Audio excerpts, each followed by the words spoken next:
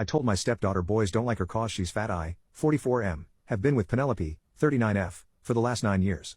We each had a daughter prior to getting together. My daughter is Amanda, 17F, and hers is Daniela, 17F. When my wife and I first moved in together, we both decided that each of us would only discipline our respective daughters. For the past 5 years, Daniela has been eating a crazy amount of food.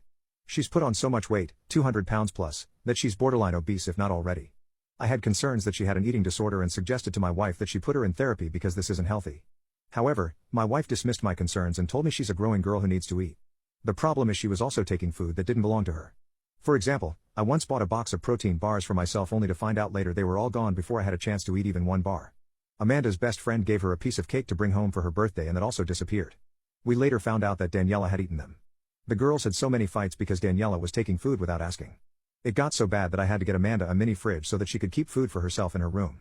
For the past couple of years, Amanda has been getting interest from boys. Daniela hasn't been getting as much. It's not because she's ugly. She has a pretty face, but combined with how unhealthy she is, it's not a surprise she doesn't get asked out often. Daniela doesn't take it too kindly. She's made a lot of passive-aggressive remarks about the boys in her class, like how they have shit taste in women and all men are losers. She's made many comments like that. I didn't say anything because I didn't want to encroach on my wife's boundary, but I should have.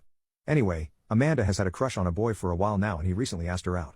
I was in the kitchen making a sandwich when she excitedly told me about it and where they were planning to go. I was obviously delighted for her. Daniela was in the living room watching TV.